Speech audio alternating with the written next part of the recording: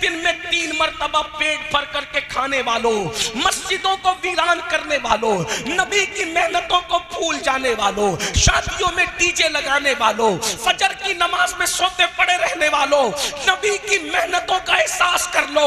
जो बाप की मेहनत का एहसास न करे वो बाप का गद्दार है, और जो नबी की मेहनत का एहसास न करे उसके लिए मैं क्या अल्फाज का इंतखाब करूं। सुनो सुनो, उम्मुल मोमिनीन कह रही है आका ओहद का दिन आपकी जिंदगी का सबसे मुश्किल दिन था। कहा नहीं आयशा, लेकिन ओहद का दिन क्या था वो सुन लो। 70 लाशें एक साथ मदीने से उठी है, 70 सहाबा शहीद हुए हैं, शहीद। अल्लाह अकबर, यानी कितनी औरतें बेवा हुई है जब कहीं जाकर इस्लाम को तरक्की मिली है, कितने नन्हे नन्हे बच्चे यतीम हुए हैं, कितने घर वाले बेघर हुए हैं, तब ये दीन तुम तक पहुंचा है। दीन को गाने के दरवाजे पर बेचने वालों, दीन को फिल्मों की चौखट पर सौदा करने वालों, कयामत में मरना, मर के अल्लाह को मुंह दिखाना है, कब्र में रसूलुल्लाह को मुंह दिखाना है। क्या जवाब दोगे अपने नबी को? अल्लाह अकबर, 70 सहाबा शहीद हुए और हजरत अमीर हमजा की शहादत। अल्लाह अकबर, शहादत अमीर हमजा। अल्लाह अल्लाह, एक शख्स ने अमीर हमजा को शहीद किया। एक औरत के कहने पर हजरत अमीर हमजा के कान काटे गए, नाक काटी गई, होंठ काटे गए, जबान काटी गई। अल्लाह अकबर, और फिर आखिरी में हजरत अमीर हमजा का सीना चीर कर उनके सीने से कलेजा निकाला गया, और कलेजा निकाल कर उस शख्स ने जिसने हजरत अमीर हमजा को शहीद किया था, कलेजा निकाल कर एक औरत के हाथ में दिया, और वो औरत हजरत अमीर हमजा के कलेजे को अपने दांतों से चबाने लगी। चबाने वाली खातून ने रसूलुल्लाह के चचा हजरत अमीर हमजा का कलेजा चबाया, और जब हजरत अमीर हमजा का कलेजा चबाया, अल्लाह के रसूल अलैहिस्सलाम जब हजरत अमीर हमजा के जनाजे पर आए तो आने के बाद मेरे आका रो पड़े। इतना रोए कि रोते रोते आंसुओं से दाढ़ी शरीफ तर हो गई। और जिस दिन वो 70 लोग शहीद हुए थे, उन लोगों को कफन पहनाने के लिए मुसलमानों के पास कपड़ा भी नहीं था। आज अगर कोई लावारिस, अगर आज कोई लावारिस लाश रेलवे स्टेशन पे पड़ी नजर आती है तो लोग उसको भी चंदा करके पूरा कफन देते हैं। लेकिन इस्लाम के लिए वो लोग जो शहीद हुए हैं, जिनके लिए कुरान में आयत आई है, वला तक़ूलू लिमन युक़तलू फ़ी सबीलिल्लाहि अमवात बल अहयाउ वलाकिन ला तशऊरून, ये खास नाजिल हुई है शोदाए ओहद के लिए, और इसका हुक्म फिर हर शहीद के लिए आम है क़यामत तक के लिए। लेकिन सोचो तो सही कि उनको कफन देने के लिए कपड़ा भी नहीं था। उस वक्त हजरत अमीर हमजा की बहन सैयदा सफिया मैदान ओहद में मौजूद थी। जब देखा कि मेरा भाई शहीद हो गया है तो अपने बेटे हजरत जुबैर इब्न अव्वाम से कहा कि बेटा, मेरे घर में सूती 2 दुपट्टे के टुकड़े मौजूद हैं, 2 दुपट्टे उठा करके लाओ। और वो जो 2 दुपट्टे उठा करके लाए तो कहा या रसूल अल्लाह, ये 2 सूती दुपट्टों के टुकड़े हैं, मेरे भाई हमजा को इसमें आप कफन पहना दें। तो मेरे आका ने रोते हुए कहा था कि हमजा की बहन इस मैदान में मौजूद है, तो हमजा के लिए उसने कफन का इंतज़ाम कर दिया। लेकिन मेरा एक और भी तो सहाबी है जिसे दुनिया मुसअब इब्न उमैर के नाम से जानती है, मुसअब के लिए कौन कफन का इंतज़ाम करेगा? तो उन्होंने कहा था या रसूल अल्लाह, ये कपड़े आपके पास हैं, आप जिसको चाहे दे दें, हमजा की कोई कैद नहीं। तो मेरे आका ने फरमाया एक हमजा के लिए, एक मुसअब इब्न उमैर के लिए। और उसके बाद फिर क्या हुआ, अल्लाह अकबर, जाने वाला गया, गया और रोते हुए वापस आया। अर्ज किया या रसूल अल्लाह, हम उनके चेहरे पे कपड़ा डालते हैं तो पैर खुल जाते हैं और पैरों पे कपड़ा डालते हैं तो सर खुल जाता है। मेरे आका ने रोते हुए कहा था, हमजा और मुसअब के चेहरे पे कपड़ा डाल दो और पैरों पर घास डालकर उनके दफन का इंतजाम करो। वही ओहद का दिन है जिसमें रसूलुल्लाह के दंदान शहीद हुए। वही ओहद का दिन है जिसमें रसूलुल्लाह के घुटनों को जख्मी किया गया, हुजूर के गालों को जख्मी किया गया। और फिर उम्मुल मोमिनीन सैयदा आयशा कहती है कि या रसूल अल्लाह, आपकी जिंदगी का सबसे मुश्किल दिन ओहद का दिन था। आका फरमाते नहीं, इतनी मुश्किलों के बाद भी कहा ओहद का दिन मुश्किल नहीं था, बल्कि पूछा फिर कौन सा दिन मुश्किल था? तो मेरे आका फरमाते हैं, आयशा, ताइफ का दिन मेरी जिंदगी का सबसे मुश्किल तरीन दिन था। जश्न मिलाद मुस्तफ़ा की महफिल सजाने वालों, ये ताइफ का दिन क्या दिन था? मेरे आका अलैहिस्सलातु व तस्लीम जब ताइफ में गए तो एक ही गुलाम साथ में था। अल्लाह के रसूल अलैहिस्सलातु व तस्लीम ताइफ वालों के घर घर जाते और उनको दीन की दावत देते, लेकिन किसी ने इस्लाम कबूल नहीं किया। बल्कि इस्लाम कबूल नहीं किया, लेकिन चंद लड़कों को, चंद छोकरों को अल्लाह के रसूल के पीछे लगा दिया और कहा इनको पत्थरों से मारते रहो और पीछे चिल्लाते रहो कि पागल पागल माज़अल्लाह सुम्मा माज़अल्लाह। इस तरीके से वो चिल्लाते रहे। आका फरमाते, आयशा, जिस वक्त वो मुझे मारते थे सर से लेकर पैर तक खून की फुहारें थी, पूरा वजूद खून से लहू लहान था, हत्ता के नालैन खून से भर गई। आका फरमाते हैं, बतकाज़े बशरियत जब अल्लाह के रसूल बैठ गए तो उन्होंने हुजूर को बैठने नहीं दिया, बल्कि दोनों हाथ पकड़ के हुजूर को खड़ा किया और खड़ा करने के बाद हुजूर की पिंडलियों पे उन्होंने पत्थर मारे। पिंडली समझते हैं? पिंडलियों पे पत्थर मारे। अब मैं तुमसे पूछता हूँ, इस तरह की मेहनत करने वाले रसूल जिन्होंने मेहनत करके दीन को हम तक पहुंचाया, आज हमारे पास दीन की अहमियत क्या है? आज हमारा नौजवान जलसे में तो कहता है कि गुलामी रसूल में मौत भी कबूल है, लेकिन जब फजर की नमाज की बात आती है तो बहुत सादगी से कहते हैं, मौलाना हमें नमाज का टाइम नहीं मिलता। बोलो, अगर बाप की मेहनतें सामने हो तो बड़ी से बड़ी मेहनत करने के लिए बेटा तैयार होता है कि नहीं होता? तो रसूल पाक की मेहनतों की कदर क्यों नहीं करते? क्या तुम ये सोचते हो कि आका ने चांद के 2 टुकड़े किए थे और पूरा मक्का मुसलमान हो गया था? चांद के टुकड़े करना हक है, सूरज को पलटाना हक है, दरख्तों को अपने पास बुलाना हक है, मगर याद रखो ये मोजज़ात देखकर जालिमों ने कहा था ये तो जादू है, लेकिन रसूल पाक की मेहनतें थी। उन मेहनतों की वजह से वो कलमा पढ़ के मुसलमान हुए थे। खालिद इब्ने वलीद कहते हैं, एक एक दरवाजे पर अल्लाह के रसूल दिन में 17 मर्तबा गए इस दीन के लिए। अल्लाह, महसूस कर सकते हो तो महसूस करो। एक एक दरवाजे पर अल्लाह के रसूल एक एक दिन में 17 मर्तबा गए। मक्के के कुफार ये प्लान बनाते थे, जब आज अल्लाह के रसूल आएंगे तो हम इतना हुजूर को सताएंगे कि दोबारा हुजूर नहीं आएंगे। लेकिन इतना सताया जाता था, आका फिर दोबारा तशरीफ लाते थे, फिर दोबारा उससे ज्यादा सताया जाता था। आका तीसरी मर्तबा आते थे, फिर तीसरी मर्तबा उससे ज्यादा सताया जाता था। हुजूर चौथी मर्तबा आते थे। खालिद इब्ने वलीद कहते हैं, 17 मर्तबा मेरे आका एक दिन में लोगों के घरों पर तशरीफ ले गए इस दीन के लिए। अब मुझे बताओ, हमारे नजदीक मजहब की अहमियत क्या है, दीन की अहमियत क्या है? अगर ट्रेन पकड़ना हो तो 5 बजे हमारी आंख खुल जाती है, लेकिन फजर की नमाज में जाना हो तो हमारी आंख नहीं खुलती। अब आपसे मैं पूछता हूँ, बताओ, जब कोई इतनी मेहनत करे, एक बच्चा होता है ना, बच्चा, अगर वो बच्चा घरौंदा बनाता है, उसके घरौंदे को तुम तोड़ो तो वो बच्चा रोता है, चीखता है, चिल्लाता है,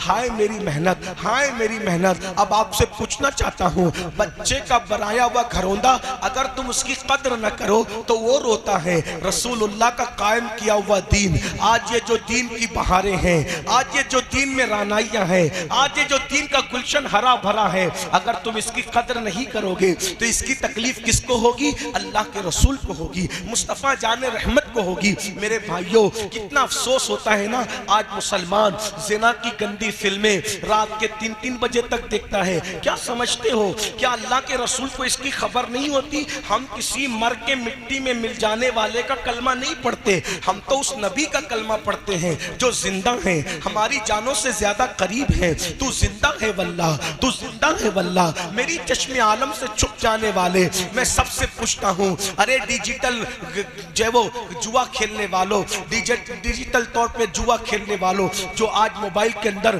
तुम इजी मनी के चक्कर में और तुम जो है शॉर्ट टाइम में करोड़पति बनने के चक्कर में जो डिजिटल जुआ खेल रहे हो, उसके बारे में आका ने फरमाया कि जो जुआ खेलेगा कयामत के दिन उसका हाथ सूअर के खून में रंगा हुआ होगा। और अगर कोई ये सोचता है कि रिंद के रिंद रहे, हाथ से जन्नत न गई, तो याद रखिए, अच्छी तरह याद रखिए मेरे भाइयों, कि मेरे आका फरमाते हैं जो जुआ खेलने के बाद नमाज के लिए जाता है और नमाज के लिए वुजू करता है, गोया वो सूअर के खून से वुजू करता है, वो सूअर के खून से हाथ पांव धुलता है। जरा बताओ तो सही मेरे आका अलैहिस्सलाम के गुलामों, कितनी तकलीफ पहुंचाओगे। मैं एक जुमला अक्सर अपने जवानों से कहता हूं, हजाम की कुर्सियों पे बैठकर दाढ़ी मुंडवा करके कटरों में फिकवाने वालों, शादियों में डीजे लगाने वालों, गाने सुनने वालों, जिना के अड्डों को आबाद करने वालों, औरतों को पाप की नजर से देखने वालों, मौत को भूलने वालों, आखिरत को फरामोश करने वालों, सूद और ब्याज के धंधे करने वालों, अपने घर की औरतों को फिल्मों में ले जाने वालों, अपने घर की बेटियों को ब्यूटी पार्लर तक ले जाने वालों, बेपर्दा अपनी बच्चियों को वलीमों में लेकर के घूमने वालों, कभी तुमने सोचा कि ताइफ की वादियों में रसूलुल्लाह के जिस्म पर जो पत्थर मारे जा रहे थे वो हुजूर के जिस्म को जख्मी कर रहे थे। ध्यान से सुनना, गौर से सुनना, अगर तुम नबी के वफादार हो तो तुम्हें तुम्हारे इश्क रसूल का वास्ता, तुम्हें तुम्हारे इश्क मुस्तफा का वास्ता, तुम्हें तुम्हारी मोहब्बत रसूल का वास्ता। मुझे बताओ, ताइफ में जो नबी पे पत्थर मारे जा रहे थे वो नबी के जिस्म को छलनी कर रहे थे, लेकिन तुम्हारे गुनाह नबी के जिस्म को जख्मी नहीं करते, बल्कि तुम्हारे गुनाह के नश्तर नबी के दिल पर लगते हैं, अल्लाह के रसूल के दिल को छलनी करते हैं। बताओ, आशिक रसूल इसीलिए होता है कि वो अपने महबूब का दिल दुखाए, वो अपने आका का दिल दुखाए। मेरे भाई, जो अपनी माँ का दिल दुखाए, मरते वक्त उसकी जबान पे कलमा नहीं आता। जो नबी का दिल दुखाए, मरते वक्त उसकी जबान पे कलमा कैसे आएगा। मैं जानता हूँ कि गुनाह करते वक्त किसी मुसलमान की ये नीयत नहीं रहती कि वो अपने रसूल का दिल दुखाए, वो अपने नबी को दिल को तकलीफ पहुँचाए, लेकिन लाशऊरी तौर पर नबी का दिल तो दुख रहा है ना, नबी के दिल को तो तकलीफ पहुंच रही है ना। तुम सोचते हो अरे ये मौलवी लोग क्या करेंगे, हम नमाज नहीं पढ़ते, हमारी अपनी मर्जी है, हम अपनी मर्जी से जीते, हमारी अपनी मर्जी है। मेरे भाई, मौलवी कुछ करे ना करे उसका तो इख्तियारी कुछ नहीं, लेकिन मौला मुस्तफ़ा जाने रहमत 24 घंटा तुझे देख रहे हैं, तू नबी की निगाह में है। आका अलैहिस्सलातु व तस्लीम जब तुझे गुनाह करते देखते होंगे तो हुजूर के दिल पे क्या गुजरती होगी। इसी दिन के लिए मैंने पत्थर खाए थे, इसी दिन के लिए मेरे दांत मैंने शहीद करवाए थे, इसी दिन के लिए मेरे घुटने जख्मी हुए थे, इसी दिन के लिए जो है मैंने इतने दुख उठाए थे, इतनी तकलीफें उठाई थी। और फिर याद रखना, यहाँ तो हुजूर तुम्हें कुछ नहीं कह रहे हैं, यहाँ हुजूर का दिल दुखी हो रहा है, हुजूर के दिल पे नश्तर लग रहे हैं। बल्कि एक बात मुझे याद आई, एक नवाब साहब हजाम की कुर्सी पे बैठ के दाढ़ी मुंडा रहे थे, तो अल्लाह अकबर, एक मजसूब वहां से गुजरे तो उन्होंने कहा, नवाब साहब दाढ़ी छील रहे हो। तो नवाब साहब शायर थे, नवाब साहब ने अपनी धुन में शायराना अंदाज में जवाब दिया उस मजसूब बुजुर्ग को कि बाबा दाढ़ी ही तो छील रहे हैं, किसी का दिल थोड़े छील रहे हैं। तो उस मजसूब ने रोते हुए कहा था, अगर तुझे पता होता कि तू किसका दिल छील रहा है, अरे तेरे चेहरे पे चलने वाला वस्तरा तेरे चेहरे पे बाद में चलता है, पहले ये रसूलुल्लाह को अजियत पहुंचाता है। मेरी कौम के जवानों, तुम्हें क्या हो गया? जो तुम्हें एक गिलास पानी पिलाता है, जो तुम्हें नौकरी देता है, तुम उसके मशकूर होते हो। जिस नबी ने खुदा का पता दिया, जिस नबी ने तुम्हें कुरान दिया, जिस नबी ने तुम्हें इस्लाम दिया, मेरे भाइयों, हुजूर के दिल में हमारी मोहब्बत कितनी है। अरे हम पैदा भी नहीं हुए थे, हमारे लिए पूरी पूरी रात हुजूर दुआ करते थे, रब्बे हबली उम्मती, रब्बे हबली उम्मती। वो रसूल जो जाने वफा हैं, उनको छोड़कर तुम अदाकारों के चक्कर में पड़े हो, अदाकाराओं के चक्कर में पड़े हो। बताओ, क्या हमारे घर में दीन है? बेटियों को देख लो, बेटों को देख लो, दीन हमारे घर में कहाँ है? सुबह उठते हो तो मोबाइल खोल करके पिक्चरें देखते हो, रात को पिक्चरें देखते हो, फिल्में देखते हो, नबी का जिक्र कभी किया? आका पर दुरूद कितना पढ़ते हो? हुजूर का कलमा कितना पढ़ते हो? आका का जिक्र कितना करते हो? नहीं, हुजूर कभी याद भी नहीं आते। और हीरो को रोज देख रहे हो, नचनिया को रोज देख रहे हो। अरे मेरे भाई, जिस हीरो से तूने दिल लगाया है, तुम्हारे मोबाइल की स्क्रीन पर हीरो की तस्वीर है, तुम्हारे मोबाइल के रिंगटोन पर हीरो के आवाज में गाने हैं। इश्क नबी का करते हो, दावा इश्क रसूल है, फिर हीरो की तस्वीर मोबाइल के स्क्रीन पर क्यों है? बताओ, ये मोबाइल हीरो के सदके मिला है या रसूलुल्लाह के सदके मिला है? मेरे इमाम कहते हैं, जो मिला तुमसे मिला, तुम पे करोड़ों दुरूद, सब तो नबी के सदके में, जिंदगी नबी के सदके में, ये शान शौकत नबी के सदके में, ये नाज, ये अंदाज हमारे नहीं होते, झोली में अगर टुकड़े तुम्हारे नहीं होते। मैं आगाज डायरेक्ट दर्द दिल से कर रहा हूँ। यहाँ जो मैंने आखिर में भाई मौलाना मोहम्मद अली फैजी साहब से नात पढ़ते सुना, तो मुझे लगा कि यहाँ एक एक आदमी बैठा हुआ आशिक रसूल है। सुभान अल्लाह। मिंबर से लेकर के जमीन तक जितने बैठे हैं, ये सब शाख है। और दुनिया में आशिक रसूल से बड़ा कोई नहीं होता। यहाँ कोई वीआईपी नहीं बैठा है, यहाँ सब वीवीआईपी लोग बैठे हुए हैं। यहाँ कोई बादशाह नहीं बैठा है, यहाँ सब के सब बादशाह जिस पे रश्क करे वो बैठे हुए हैं। और बादशाह तो बादशाह है, बादशाह कोई एक मुल्क का बादशाह होता है, बादशाह कोई दो मुल्क का बादशाह होता है, जिसे दुनिया सिकंदर आजम कहती है।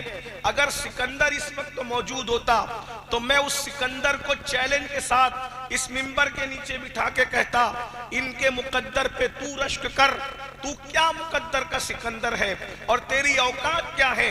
तुझसे बड़ा महरूम कौन है कि तू ईसा अलैहिस्सलाम की विलादत से पहले पैदा हुआ और तूने 16 साल मेहनत की, और 16 साल मेहनत के बाद तूने आधी से ज्यादा दुनिया फतेह की। लेकिन तू ही कहता था ना कि जब मैं जनाजे में जाऊंगा तो मेरे दोनों हाथ बाहर कर देना ताकि मैं हाथ खाली लेकर के जाऊं। मुसलमानों, जो बात मैं कर रहा हूं ये तकरीर नहीं बल्कि ये दिल की आवाज है। अगर ये बात तुमने समझ लिया तो तुम अपने मुकद्दर पर रश्क करोगे। कोई सिकंदर और किसी की कोई औकात नहीं है तुम्हारे सामने। मेरी बहनों की भी तवज्जो चाहता हूँ। 16 साल मेहनत करके जिसने जंगलों बियाबान में घास फूस पर सोया और आधी से ज्यादा दुनिया फतेह की, जब जनाजे में गया तो खाली हाथ गया और उसको क्या मिला? आधी से ज्यादा दुनिया की हुकूमत मिली और हाथ खाली गया। लेकिन सुन्नियों, उसको आधी से ज्यादा दुनिया मिली है और तुम्हें अल्लाह का महबूब मिला है, तुम्हें मालिक कौनैन मिला है, तुम्हें मुस्तफा जाने रहमत मिले हैं। और तुम जब दुनिया से जाओगे तो खाली हाथ नहीं जाओगे, अपने जनाजे में हाथों में दामने मुस्तफा लेकर के जाओगे। इससे बड़ी नेमत क्या हो सकती है? और अगर तुम दामने मुस्तफा ले जाने में कामयाब हो गए तो मेरे इमाम कहते हैं, नकीरैन करते हैं ताजीम मेरी। अरे ये इंसान क्या इंसान, फरिश्ते भी तुम्हारी ताजीम करेंगे। नकीरैन करते हैं ताजीम मेरी, फिदा होके तुझ पे ये इज्जत मिली है। किस बुनियाद पर? तुम्हारे हाथों में दामने मुस्तफा अगर रह गया, जनाजे में तुम दामने मुस्तफा ले गए, फरिश्ते तुम्हारी ताजीम करेंगे, तुम्हारी कब्र जन्नत के बागों में से बाग बन जाएगी। अगर उलमा बैठे हुए हैं पीछे तो मैं उनकी तवज्जो चाहता हूँ दुआ लेने के लिए। तुम्हें जन्नत में जाने की जरूरत नहीं है, जन्नत तुम्हारी कब्र में सिमट आएगी और तुम्हारी कब्र जन्नत के बागों में से बाग बन जाएगी। ये कब होगा? जब तुम नबी से वफा कर लोगे, रसूलुल्लाह से वफा कर लोगे। तुम सबके सब आशिक रसूल है। अब बस एक बात करके बात पूरी कर लेना है, जितनी देर में आप समझ लें। अल्लाह अकबर। नबी से वफा किसे कहते हैं? नबी ये पाक से वफादारी का मतलब क्या है? तुम सब आशिक रसूल हो ना मेरे भाई, तो अब बताओ, रसूलुल्लाह से हमें वफा करना है, अल्लाह हमारा होगा अगर हमने नबी से वफा कर ली। इकबाल ने तक कहा था कि मोहम्मद से वफा तूने तो हम तेरे हैं, कि मोहम्मद से वफा तूने तो हम तेरे हैं। अरे ये जहां चीज है क्या, लौहो कलम तेरे हैं। तुम रोजी रोटी के लिए परेशान हो खुदा तुम्हारा हो जाए अगर तुम नबी से वफा कर लो। अरे तुम अल्लाह अकबर बिटिया की शादी के लिए परेशान हो, खुदा तुम्हारा हो जाए अगर तुम नबी से वफा कर लो। अल्लाह अकबर, ये नौकरियां क्या चीज है, दुनिया तुम्हारी गुलाम बन जाए अगर तुम नबी से वफा कर लो। नींद की गोली खा करके तुम्हें नींद नहीं आती, नींद क्या चीज है, जन्नत तुम्हारे पास सिमट आए। अल्लाह अकबर, अगर तुम नबी से वफा कर लो। मेरे भाई नींद क्या चीज है, क्या आपने नहीं सुना? अल्लाह अकबर, वो बगदाद का बहलूल जिसे दुनिया बहलूल दाना कहती है, वो दीवाना घरौंदा बनाकर जन्नत बेचता है बादशाह की बीवी को। अल्लाह अकबर, नबी की वफा कितनी बड़ी चीज है। अब यहाँ एक सवाल पैदा होता है, आप सबसे माफी चाहते हुए, क्या हम नबी के वफादार हैं? मिलाद मनाने वालों, 1500 साल जश्न मनाने वालों, कुमकुमे लगाने वालों, झंडे निकाल लगाने वालों, अपने घरों को सजाने वालों, मजलसा सजाने वालों, मुरीद होने वालों, कादरी, बरकाती, रजवी, अशरफी, चिश्ती, वारसी, मदारी सब पढ़ने वालों, क्या हमारे अंदर वफादारी है नबी की? याद रखना, अगर नबी की वफादारी है तो तुम कादरी हो, वरना तुम कादरी कहलाने के हकदार नहीं हो। अगर तुम नबी के वफादार हो तो तुम चिश्ती हो, वरना तुम चिश्ती कहलाने के हकदार नहीं हो। अगर तुम नबी के वफादार हो तो तुम मदारी हो, वरना तुम मदारी कहलाने के हकदार नहीं हो। अगर तुम नबी के वफादार हो तो तुम रज़वी हो, वरना रज़वी कहलाने के हकदार नहीं हो। आप कहेंगे अमीनुल कादरी, ये नबी की वफादारी क्या होती है? मैं उसको एक मिसाल से समझाता हूँ और बात पूरी होगी, क्योंकि बात हो चुकी। 2.25 घंटा जब नबी की नात हुई तो बात हो गई, इसलिए कि जिक्र नज़्म में किया जाए या नस्र में किया जाए, जिक्र जिक्र होता है, महबूब का जिक्र जिक्र होता है। अल्लाह अकबर, अल्लाह अल्लाह। अब यहाँ 2 सवाल करना है मुझे आपसे, क्या हम नबी के वफादार हैं? अल्लाह अकबर, मिसाल के जरिए समझो। एक बंदा है, तवज्जो करना, बहुत ध्यान से सुनना, मैं देख रहा हूँ आप लोग बहुत तवज्जो से सुन रहे हो, और याद रखना तकरीर इतनी तवज्जो से नहीं सुनी जाती, दिल का दर्द ही संजीदगी से सुना जाता है। जब कोई दिल का दर्द बयान करता है तो आदमी कान लगा के सुनता है, क्या कह रहा है जरा सुनो तो सही, बाद में नतीजा निकालेंगे। अल्लाह अकबर, तवज्जो करना मेरे भाइयों। एक बंदा है, क्या हम नबी के वफादार हैं? हाँ या नहीं, कुछ मत बोलना, सिर्फ सुनना, बस आज सुनना है आपको, कुछ नहीं कहना है। अल्लाह अल्लाह, क्या हम नबी के वफादार हैं? एक बात कहूँ, अगर नबी के वफादार हो जाओगे ना तो नबी तुम्हारी मैयत के दिन तुम्हारे घर तुम्हें लेने आएंगे। ये एक एक जुमले का जिम्मेदार मैं हूँ, एक एक जुमले का जिम्मेदार मैं हूँ। जिसको सबूत चाहिए मैं हवाला भी पढ़ दूंगा। अभी हवाला इसलिए नहीं पढ़ रहा हूँ साथ साथ कि तकरीर नहीं हो रही, दिल का दर्द हो रहा है, बरबते दिल पर इश्क के तार छेड़ रहा हूँ। अगर माइक वाला भैया यहाँ मौजूद है, उससे गुजारिश है कि थोड़ा सा माइक की आवाज अगर वो खोल देगा तो अल्लाह तबारक व तआला उसके रिस्क का, उस रिस्क को खोल देगा इंशाल्लाह, उसके सोए मुकद्दर को खोल देगा इंशाल्लाह। माइक बहुत अच्छा है लेकिन थोड़ी सी आवाज खुल जाए। तो अर्ज ये कर रहा था, क्योंकि ये बात थोड़ी खुले फिजा में कहने की है जो अब मैं कहने जा रहा हूँ। क्या हम नबी के वफादार हैं? अगर हम नबी के वफादार हो जाए, लोग कहते हैं नबी कब्र में तशरीफ लाते हैं, मैंने कहा आते सबकी कब्र में, लेकिन जो वफादार होता है मरने से पहले हुजूर उसके सराहने होते हैं, उसको लेने खुद आते हैं। अब बताओ, जिसको लेने रसूलुल्लाह आए उसको कब्र का खौफ क्या है? बल्कि मैं तो कहता हूँ यूसुफ अलैहिस्सलाम को देखें तो उंगलियां कटने का दर्द ना हो, जाने यूसुफ सामने हो तो रूह निकलने का मजा क्या होगा। मेरे इमाम कहते हैं जान तो जाते ही जाएगी कयामत, ये है जान तो जाते ही जाएगी कयामत, ये है। अब यहाँ मरने पे ठहरा है नजारा तेरा, अब यहाँ मरने पे ठहरा है नजारा तेरा। गौर कीजिएगा, जो नबी के वफादार होते हैं नबी उनको लेने तक आते हैं। अल्लाह अकबर। फिर कब्र में उसको बाद में उतारा जाता है, पहले रसूलुल्लाह उसकी कब्र में खुद तशरीफ लाते हैं, उसके उतरने से पहले हुजूर आते हैं उसको सहारा देने के लिए। कोई वफादार होकर तो देखे, बस इतनी सी बात है। तो क्या हम नबी के वफादार हैं? हजारों लोग सरे शाम से लेकर अभी रात निस्फ गुजर चुकी, रात की सियाह जुल्फें उसके कमर से नीचे ढलक कर घुटनों की तरफ बढ़ रही है। ऐसे में आप यहाँ इश्क रसूल में बैठे हुए इतनी गर्मी में सुन रहे हो।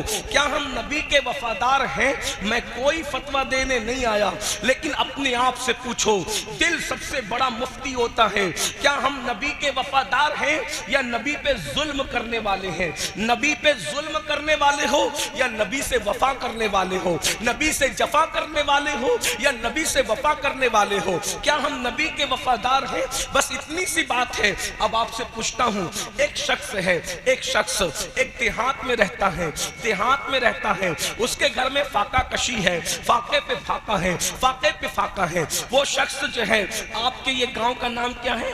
आपके जंतीरा, जंतीरा से निकला और निकलने के बाद दिल्ली गया, दिल्ली गया, जगह जगह जाता है, घर घर जाके कहता है मुझे नौकरी दे सकते हो, मेरे बच्चे फाके से हैं, मुझे नौकरी दे सकते हो, मेरे बच्चे फाके से हैं, मेरी बीवी के दुपट्टा फट गया है, उसको पहनने के लिए कपड़े नहीं है। मुझे घर घर जाता है और घर घर जाता है और धक्के खाता है। और गौर से सुनना, घर घर जाता है, धक्के खाता है, घर घर जाता है, धक्के खाता है। ऐसे में फिर उसको नौकरी मिलती है, वो मेहनत करता है, मेहनत करके खूब माल कमाता है। और जब माल कमाता है तो दिल्ली में उसका बहुत बड़े पौश इलाके के अंदर एक महल बन जाता है। उसके दो बेटे होते हैं, एक बेटा उसकी कमाई हुई दौलत को निकालता है और निकाल के ले जाकर जिना के अड्डे पे ले जाकर के खर्च करता है। वो रकम को निकालता है, निकाल कर उसकी सिगरेट पीता है, उसके पटाखे फोड़ता है, उसके डीजे लगाता है,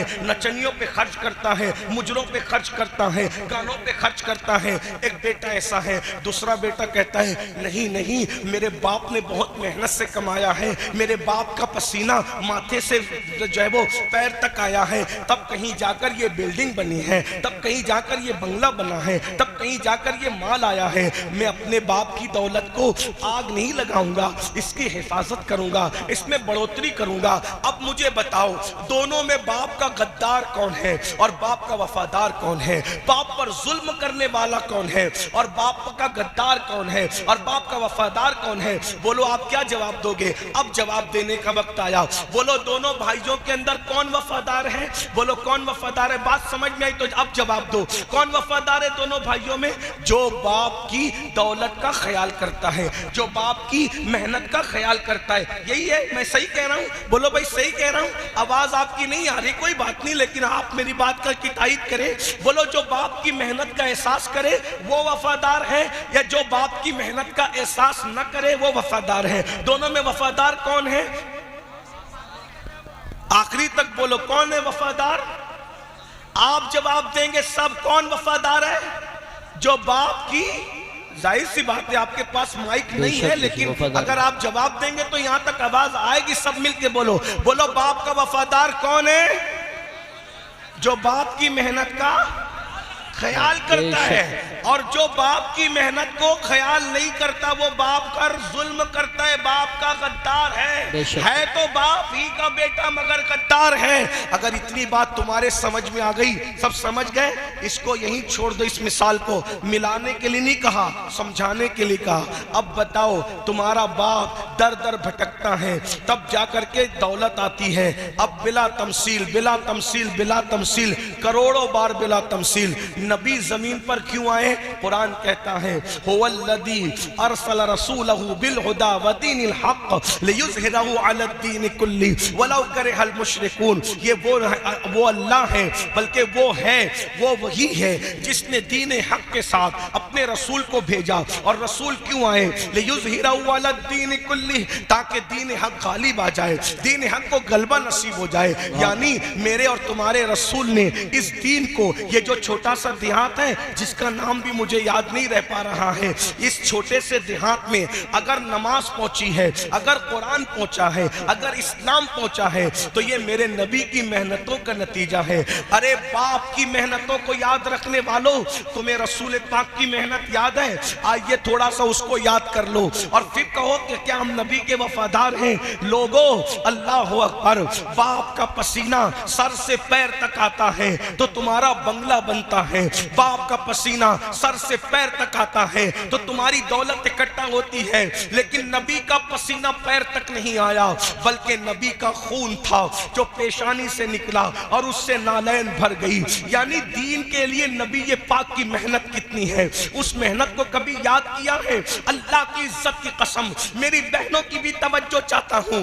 ब्यूटी पार्लरों में जाने वाली मेरी बहनों, थोड़ा तसव्वुर तो करो। अल्लाह अकबर, इस दीन को दुनिया में पहुंचाने के लिए नबी ने कितनी मेहनत की है, रसूल पाक ने कितनी मेहनत की है। हुजूर की मेहनतों का आलम क्या है। अल्लाह अकबर, बस इसको समझ लो। क्या हम नबी से वफा कर रहे हैं? एक दिन उम्मुल मोमिनीन सैयदा आयशा सिद्दीका ने कहा था, या रसूल अल्लाह, आपकी जिंदगी का सबसे मुश्किल दिन कौन सा है? आपकी जिंदगी का सबसे मुश्किल दिन कौन सा है? फिर खुद ही जवाब देती है, सवाल भी खुद ही करती है, जवाब भी खुद ही देती है। कहती, या रसूल अल्लाह, आपकी जिंदगी का सबसे मुश्किल दिन ओहद का दिन है ना?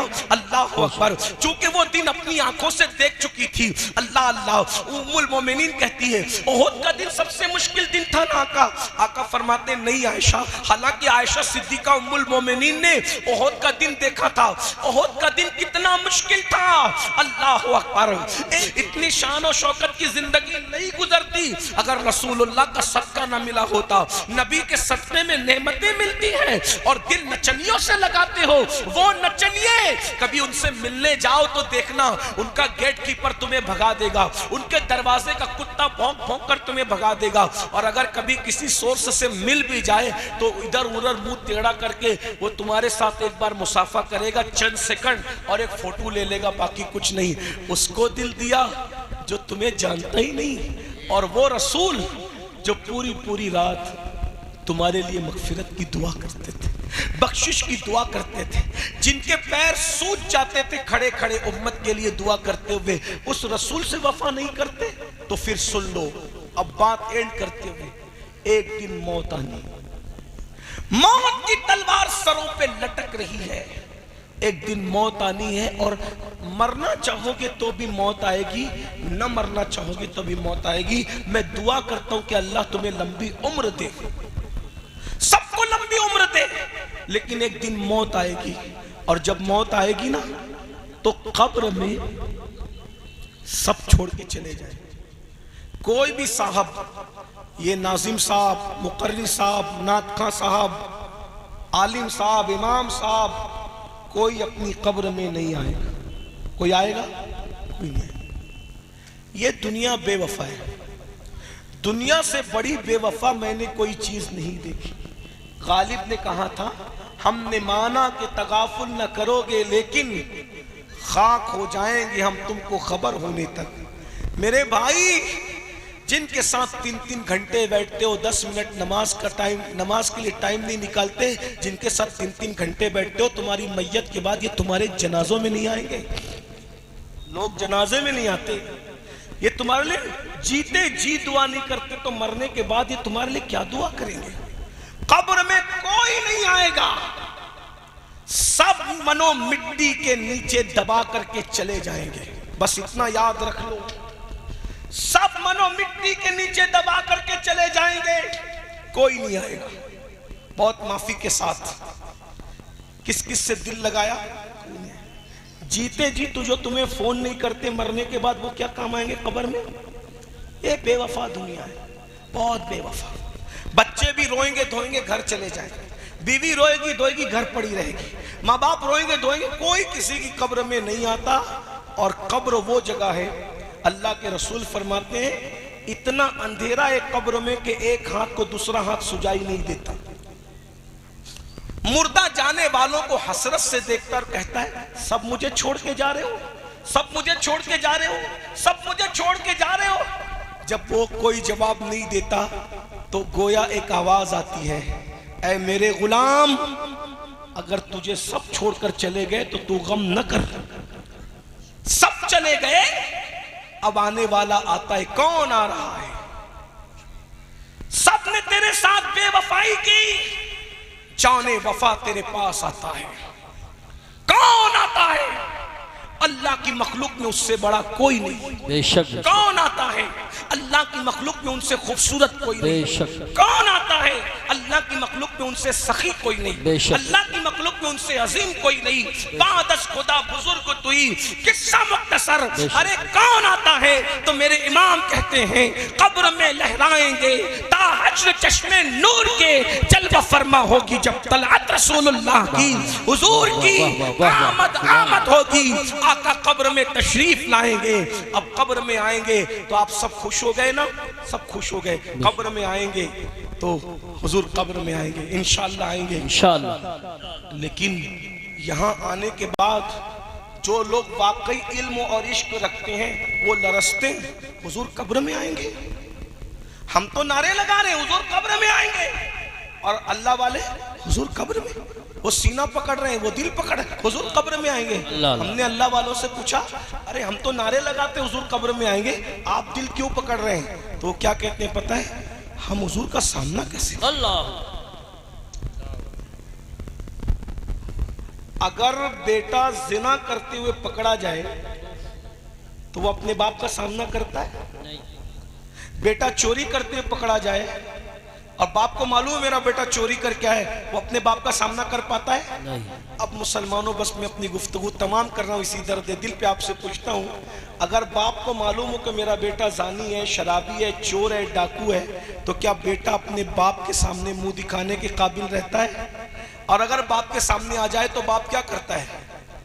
मुंह फेरता है कि नहीं फेरता? गैरत बाप बिला तमसील कब्र में हुजूर आए, हुजूर आए, हुजूर आए। सब छोड़ के चले गए थे, इमाम साहब भी, मौलाना साहब भी, मुकर्रिर साहब भी, सैयद साहब भी, सब छोड़ के चले गए थे। अगर मौलाना मुझे आप माफ करें तो एक सच्ची बात कह दूं, पीर साहब भी छोड़ के चले गए। बिल्कुल बेशक यही बात। या पीर या पीर या पीर करते हो ना, सब पीरों से मोहब्बत करो, पीरों का दामन पकड़े रहो, मुझे कोई एतराज नहीं, लेकिन कब्र में यहाँ पीर साहब भी नहीं है। और आजकल के इल्ला माशाल्लाह सबकी बात नहीं करता, लेकिन ज्यादातर जो पीर बेचारा मस्जिद में नहीं आता, वो पीर तुम्हारी कब्र में क्या आने वाला? बताइए ना, बहुत माफी के साथ, मैं आपका रिश्ता पीरों से तोड़ने नहीं आया, जोड़ने आया हूँ, लेकिन जो अल्लाह के घर में ना आए वो तुम्हारी कब्र में क्या आएगा मेरे भाई? जो औरतों से पैर दबवाए वो खुद जहन्नम का ईंधन बनेगा मेरे भाई, वो क्या आएगा मेरे भाई? खुदा के लिए अपने आप पे रहम कर लो, तुमने बेवफा लोगों से दिल तो लगा लिया, लेकिन जाने वफा से वफादारी कब करोगे?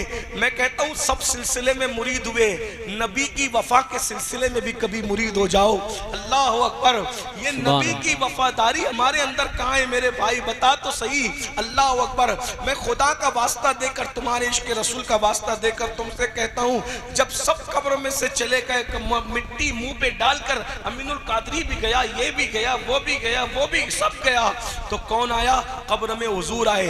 अब बताओ, हुजूर आए, हुजूर तो कब्र चमकाने आए, हुजूर तो जन्नत के बागों में से बाग बनाने आए, हुजूर तो थपकियां दे के सुलाने आए। मेरे इमाम कहते हैं, माँ जब एक लौते को छोड़े आ कह के बुलाते ये हैं, बाप जहां बेटे से भागे लुत्फ वहां फरमाते ये हैं, बंदे को मरकत में थपक मीठी नींद सुलाते ये हैं, ठंडा ठंडा मीठा मीठा पीते हमें पिलाते ये हैं, कसरे दना तक किसकी रसाई जाते ये हैं, आते ये हैं। बोलो नबी अपनी उम्मतियों को कब्र में थपकियां दे के सुलाते हैं। अरे जब माँ थपकियां देती है तो सोने में इतना मजा आता है, जब नबी के नरम नरम, रेशम से ज्यादा नरम हाथ, मुश्क से ज्यादा खुशबूदार हाथ जब उम्मती को कब्र में थपकियां देंगे तो कैसे सुकून की नींद आएगी। ताजुश्शरिया कहते हैं, नबी के सुलाए हुए को कौन उठा सकता है? कहते हैं, मैं मरूं तो मेरे मौला ये मलाइका से कह दे, मैं मरूं तो मेरे मौला ये मलाइका से कह दे, कोई इसको मत जगाना अभी आंख लग गई है, कोई इसको मत जगाना अभी आंख लग गई है। अरे जो नबी के दामन में सो उसका क्या हाल होगा? तेरे दामने करम में जिसे नींद आ गई है, तेरे दामने करम में जिसे नींद आ गई है, जो फना न होगी ऐसी उसे जिंदगी मिली है, जो फना न होगी ऐसी उसे जिंदगी मिली है। लेकिन ये कौन नबी के दामन में सोएगा?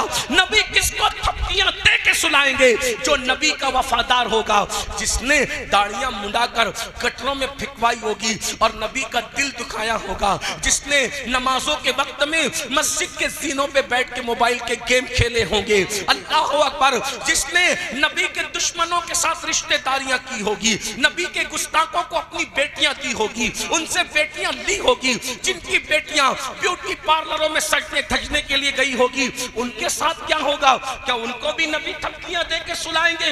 मैं उनको नबी का गद्दार तो नहीं कह रहा हूं, लेकिन याद रखो, गौर से सुन लो, नबी कब्र में आए, तसव्वुर करो, बाप चला गया, भाई चला गया, माँ छूट गई, बच्चे छूट गए, सब छूट गए, किसका सहारा था? बोलो किसका सहारा था? हुजूर का सहारा। अब हुजूर कब्र में आए और आपको और हमें देखा, अल्लाह न करे, अल्लाह न करे, 1000 बार न करे, अल्लाह किसी दुश्मन को भी वो दिन न दिखाए, अल्लाह किसी दुश्मन को भी वो दिन न दिखाए, किसका सहारा रह गया? ऐ बेकसों के आका, अब तेरी दुहाई, सिर्फ हुजूर का सहारा है, बाकी सब सहारे छूट गए। ऐसे में हुजूर से आंखें मिली और हुजूर ने देखा और कहा, अच्छा तू ही था, सूद के धंधे करता था, अल्लाह, ब्याज के धंधे करता था, तूने मेरा फरमान नहीं सुना था कि जिसने सूद का ब्याज का एक लुक्मा खाया, गोया उसने अपनी माँ के साथ 36 मर्तबा ज़िना किया। अल्लाह अकबर, अल्लाह, तू ही था नमाज का मजाक उड़ाता था, तू ही था जो मस्जिदों के दरवाजे पे बैठ के गेम खेलता था, लेकिन तुझे मस्जिद में जाने की तौफीक नहीं थी। तू ही था जो ओवर स्मार्ट बनने के लिए चेहरे से दाढ़ियां मुंडा मुंडा कर गटरों में फेंकवाता था। तू ही था जिसने शरीयत को पीठ के पीछे डाल रखा था। और ऐसे में हुजूर जलाल में आए, गुस्से में आए, अल्लाह न करे, अल्लाह न करे, गजब से उनके खुदा बचाए, जलाल बारी हिताब में है, अल्लाह अकबर। हुजूर जलाल में आ जाए, गुस्से में आ जाए और मुंह फेर कर, चेहरा फेर कर, रुखे अनवर फेर कर तेरी कब्र से जलाल में, गुस्से में वापस चले जाएं। मुझे बताओ मेरे भाई, बस इतनी बात मैं तुम्हें इतनी दूर से कहने के लिए आया था, अगर अल्लाह न करे हुजूर चेहरा फेर लें तो फिर दुनिया में और आखिरत में मुझे और आपको कौन बचाएगा? अपने आप पे रहम कर लो, 10 मिनट का टाइम मस्जिद के लिए निकाल लो, नमाज के लिए 10 मिनट का टाइम निकाल लो। आशिकों ने तो पहली रात की दुल्हन छोड़ करके शहादत को कबूल किया, और हम लोग नींद छोड़कर 10 मिनट की नींद कुर्बान करके मस्जिद में नहीं आ सकते। नारे तकबीर, नारे नहीं छोड़ सकते, नारे गौसियत, नशा नहीं छोड़ सकते, बदनिगाही नहीं छोड़ सकते। ये मेरी माएं और बहनें बैठी है, बीमारी से बचने के लिए लोग मुंह छुपा सकते हैं, कोविड से बचने के लिए, और हुजूर की खुशी के लिए औरतें पर्दा नहीं कर सकती, नहीं कर सकती पर्दा। सैयदा फातिमा ज़हरा के पर्दे का आलम यह है कि उनके दुपट्टे को कभी चांद और सूरज ना देखे, और हमारा हाल क्या हो गया। इसलिए अल्लाह के लिए तौबा करो, हुजूर को मनाओ, हुजूर को राजी करो, आका राजी हो जाएंगे, आका से वफा करो। याद रखना, अगर ये समझते हो कि मैं सुन्नी हूँ और मैं झंडा लगाता हूँ, जुलूस निकालता हूँ, इसी पर मैं नबी का वफादार हूँ, मैं आपको गद्दार कहने नहीं आया, लेकिन इतना ज़रूर है, झंडे की अहमियत अपनी जगह है, जुलूस की अहमियत अपनी जगह है, जलसे की अहमियत अपनी जगह है, नाते रसूल की अहमियत अपनी जगह है, लेकिन अगर गुनाह करते हो तो इससे नबी का दिल दुखता है। अब आपके ऊपर है, आप नबी को खुश करना चाहते हो या नबी का दिल दुखाना चाहते हो। मेरे भाई, जो माँ का दिल दुखाए जब मरते वक्त तो उसको कलमा नसीब नहीं होता, तो जो नबी का इतनी बार दिल दुखाए मरते वक्त तो उसकी ज़बान पे कलमा कैसे आएगा? इसलिए आज ले उनकी पनाह, आज मदद मांग उनसे, फिर न मानेंगे क़यामत में अगर मान गया। अगर हुजूर नाराज हो गए, दुनिया भी बर्बाद है, आखिरत भी बर्बाद है। मेरी माएँ और बहनें मौजूद है, उनसे भी कहता हूँ, नमाज के लिए वक्त निकालो, नमाज के लिए टाइम निकालो, और अपने बच्चों को इल्म से रोशनास कराओ, बच्चों को तालीम दो, अच्छी तालीम दो। कम से कम एक एक घर में एक आलिम, एक हाफिज होना ज़रूरी है। डॉक्टर बनाओ, इंजीनियर बनाओ, टीचर बनाओ, एडुकेट बनाओ, तालीम पे मेहनत करो। आज मुसलमान क्या कहते हैं, हमारे पास तालीम के लिए पैसे नहीं है, तालीम महंगी हो गई है। मैंने कहा भाई, जूते भी महंगे हो गए, कपड़े भी महंगे हो गए, मोबाइल का रिचार्ज भी महंगा हो गया, दाल और शक्कर भी महंगी हो गई, लेकिन कभी आप वापस आए शोरूम से, यार मोबाइल महंगा हो गया, हमने नहीं खरीदना, जूते महंगे हो गए, हमने नहीं खरीदना, शक्कर और दाल महंगी हो गई, हमने नहीं खरीदना। हर महंगी चीज खरीदते हो तो तालीम के लिए बहाना क्यों लगाते हो कि तालीम महंगी हो गई? जब ये दुनिया ही महंगी है तो फिर इस महंगे जमाने के अंदर 8 घंटे की बजाय 12 घंटा मेहनत करो, 12 घंटे की बजाय 14 घंटा मेहनत करो और ज्यादा मेहनत करके अपने बच्चों को पढ़ाओ, अपने बच्चों की तालीम पर कोशिश करो। और एक बात आपको बताऊं, 2-2 करोड़ की मस्जिदों के गुंबद बनाने की बजाय, 2-2 करोड़ के मस्जिदों के मीनार बनाने की बजाय, वो 2 करोड़ का मीनार और गुंबद बनाने की बजाय वो करोड़ों रुपए अच्छी स्कूलों के लिए खर्च करो, अच्छे मदरसों के लिए खर्च करो, अच्छी यूनिवर्सिटी के लिए खर्च करो, अच्छी तालीम गाँव के लिए। बहुत बहादुर बनते हो ना, हमारी बच्चियों को पर्दे में पढ़ने नहीं दिया जा रहा है, हम नारा लगाएंगे, ये करेंगे, वो करेंगे। मैंने कहा तुम्हारी बच्चियां लोगों की स्कूल की मोहताज क्यों हैं? अरे तुम अपने शहर में, अपने मोहल्ले में खुद इस्लामिक स्कूल कायम करो, अंग्रेजी तालीम हो और इश्क रसूल के माहौल में, पर्दे के माहौल में हम अपनी बच्चियों को खुद पढ़ाएं। मेरे भाइयों, मुसलमानों के पास पैसा कम नहीं है, मगर मुसलमान पैसा कहाँ खर्चा कर रहा है? उर्स में खर्चा कर रहा है, जलसे में खर्चा कर रहा है, डीजे में खर्चा कर रहा है, जुलूस में पटाखे फोड़ करके खर्चा कर रहा है। मेरे भाई, मैं तुझे मना नहीं कर रहा उर्स का, उर्स कर, लेकिन वैसा कर जैसे गरीब नवाज करते थे, ख्वाजा उस्मान हरवनी का, बाबा कुतुबुद्दीन करते थे गरीब नवाज का, बाबा फरीद करते थे बाबा कुतुब का, बाबा निजामुद्दीन करते थे बाबा फरीद का। उर्स ऐसा करो जैसे अपने बुजुर्गों ने किया। ये क्या हम लोग 1-1, 2-2 लाख रुपया सिर्फ चादर में, घाघर में खर्चा कर देते हैं। अरे चादर चढ़ाओ, 1000 की चढ़ाओ, 99,000 बचाकर किसी अच्छे स्कूल में लगा दो, किसी अच्छे मदरसे में लगा दो। कुछ यतीम बच्चे जो ड्रॉप आउट होना चाहते हैं, फीस नहीं भर सकते, वो अपने पीर के नाम से फीस भर के किसी बच्चे को डॉक्टर बना दो, इंजीनियर बना दो, एडवोकेट बना दो। जहां खर्चा करना है वहां नहीं करते, और जहां नहीं करना है वहां करते हो। पैसा बहुत मेहनत से आता है, अपने पैसों को बर्बाद न करो। ये बातें लोगों को बुरी लगती है, लाख बुरी लगे, हम तो मिजाज ये रखते हैं, जो पिया को भाई अख्तर वो सुहाना राग है, जिससे ना खुश है पिया वो रागनी अच्छी नहीं। हम मरासिम अहले सुन्नत के मुखालिफ नहीं है, लेकिन मरासिम अहले सुन्नत में जो तुमने खुराफात और बिदात शामिल कर दिए हैं, हम उसके मुखालिफ हैं, हम उसको बोलते रहेंगे। यहाँ कितने सेठ लोग होंगे, मालदार लोग होंगे जो उर्स में कव्वालों पर लाखों रुपया ऐसे लुटा देते हैं। मैं कहता हूँ मेरे भाई, मैं जायज नाजायज की बहस में अभी नहीं जाता, इतना कहता हूँ वो जो लुटाते हो ना, उसमें किसी बेवा के सर पे दुपट्टा डाल दो। वो जो लुटाते हो ना, किसी यतीम की स्कूल की फीस भर दो। खुदा के लिए जरा ये सारे काम करो ताकि पीर की रूह भी खुश हो, रसूलुल्लाह भी हमसे खुश हो, खुदा भी हमसे राजी हो। वगरना अपनी मर्जी से जियोगे तो फिर अपनी मर्जी है। कुरान कहता है इन्ना बत्शा रब्बिका लशदीद, तेरे रब की पकड़ बड़ी सख्त है। इसलिए अगर राजी करना है, अल्लाह रसूल को राजी करो, दीन पर अमल करो। और एक बात का हमेशा ख्याल रखना, मेरा उठने वाला कदम मेरे नबी को खुश करेगा या नाराज करेगा, इसके साथ जिंदगी जियो। कुरान कहता है वल्लाहु व रसूलुहु अल्लाह और उसका रसूल इस बात के ज्यादा हकदार हैं कि उनको राजी किया जाए। और मेरे इमाम ने तो फिर पैगाम दे दिया, उन्हें जाना, उन्हें माना, न रखा गैर से काम। लिल्लाहिल हम्द, मैं दुनिया से मुसलमान गया। अस्तगफिरुल्लाह रब्बी मिन कुल्लि ज़म्बिन व अतूबु इलैहि व मा अलैना इल्लल बलाग। अस्सलामु अलैकुम व रहमतुल्लाहि व बरकातहू।